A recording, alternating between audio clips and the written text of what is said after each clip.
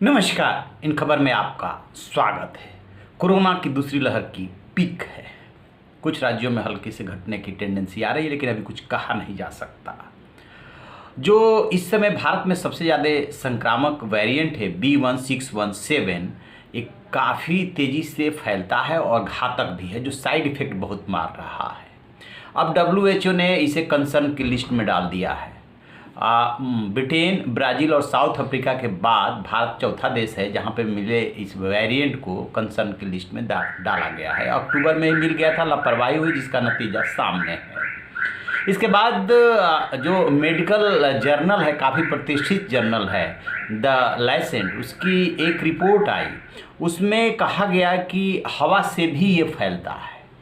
आपको याद होगा तभी से डबल मास्क, ट्रिपल मास्क लगाने की बात होने लगी। उसके पहले तक की यही बात थी कि ये ह्यूमन टू ह्यूमन ट्रांसमिट होता है, ड्रॉपलेट से होता है, लिहाजा मास्क पहनने से इस सुरक्षा होती है। इसको सुरक्षा कवच बोला गया।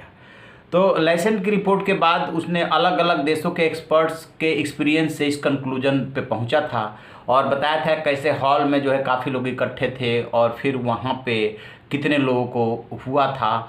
तो जो दूर दूर भी थे उसके बावजूद हुआ, इसका मतलब कि हवा से ये ट्रांसमिट होता है।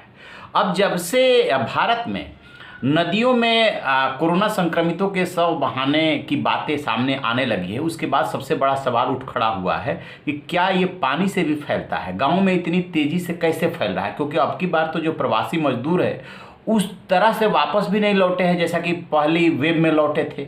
लाखों की संख्या में लौटे हैं, लेकिन उतना नहीं लौटे हैं। तो माना जा रहा है कि 5 राज्यों के विधानसभा चुनाव, कुंभ और उत्तर प्रदेश में हुए पंचायत चुनाव जो है ट्रांसमिट करने का या गांव में फैलाने का सबसे बड़ा कारण बना। तो नदियों में जो ये बॉडी प्रवाहित की जा रही है उससे भी फैल रहा है क्या। और ये भी बता दें कि आप ये सिलसिला जो शुरू हुआ था वो सबसे पहले हमीरपुर में जो जमुना नदी है, जहाँ जो कि कालिंदी कही जाती है, वहाँ पे बॉडी मिलने से सिलसिला शुरू हुआ था 1 हफ्ते पहले। और पिछले 3 दिनों में बिहार के डिस्ट्रिक्ट बक्सर, उसके बाद उत्तर प्रदेश के डिस्ट्रिक्ट गाजीपुर, बलिया में जो है काफ़ी संख्या में शव मिले हैं। बक्सर के बारे में तो कहा गया कि वहाँ पे 100 से ज़्यादा शव मिले, हालांकि 40 देखे गए थे।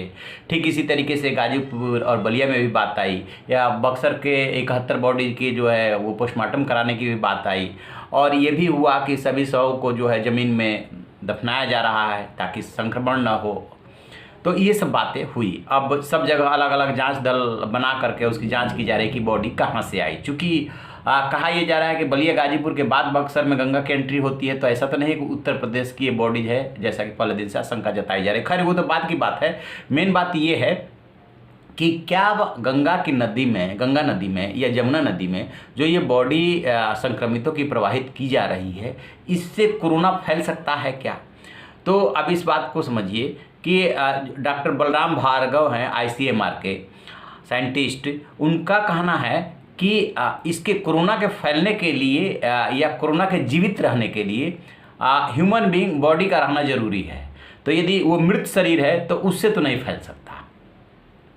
दूसरे जो एक्सपर्ट्स हैं उनका भी मानना है कि चलिए थोड़ी देर के लिए मान लेते हैं कि पानी से जब बॉडी को जब प्रवाहित किया जा रहा है तो उससे तो नहीं फैल सकता, लेकिन जल को तो दूषित कर ही रहा है। ये बात मानी जा सकती है कि जल को दूषित कर रहा है। एक और राय ये है कि पानी जो है, चूँकि नदी का जो पानी होता है उसमें प्रवाह होता है, वो आगे बढ़ता रहता है।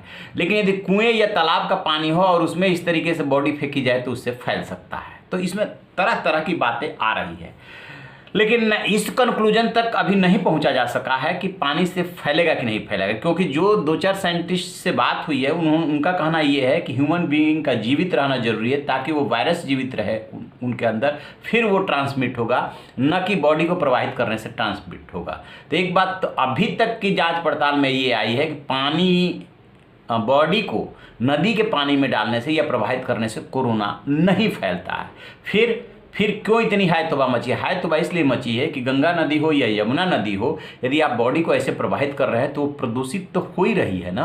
आप बताइए कि यदि इतनी संख्या में नदी में बॉडी को प्रवाहित किया जाने लगेगा तो उस नदी के स्वास्थ्य पे क्या फ़र्क पड़ेगा, जीव जंतुओं पे क्या फ़र्क पड़ेगा, बहुत चीज़ मतलब पर्यावरण के लिहाज से भी इसको सोचना होगा कि ये उचित नहीं है। पहले क्या होता था कि अभी भी जो उधर की गंगा नदी है, चाहे बिहार हो चाहे उत्तर प्रदेश हो, जल में बॉडी के प्रवाहित करने की 2 ही 3 स्थिति में परंपरा है। जैसे सांप काट ले, यानी कि बॉडी के अंदर जहर है, या इसी तरीके रेयर केस हो, अदरवाइज अंतिम संस्कार ही किया जाता है। और अंतिम संस्कार करने के बाद आपको याद होगा या आप देखे होंगे और ये किए भी होंगे कि फिर जो अस्थियाँ चुनी जाती है और ले जा करके नदी में उसे प्रवाहित किया जाता है। यही परंपरा रही है।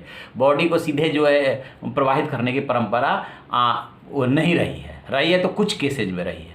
तो एक बात से कंक्लूजन ये है कि अभी तक इस बात के एविडेंस नहीं है, साक्ष्य नहीं है कि नदी में शवों को प्रवाहित करने से कोरोना फैलता है। बिल्कुल नहीं फैलता है। जब आगे कोई स्टडी आएगी, कोई जानकारी मिलेगी तो आपसे साझा करेंगे। तो आप रहिए बेखबर, देखते रहिए इन खबर। इन खबर चैनल को सब्सक्राइब करें।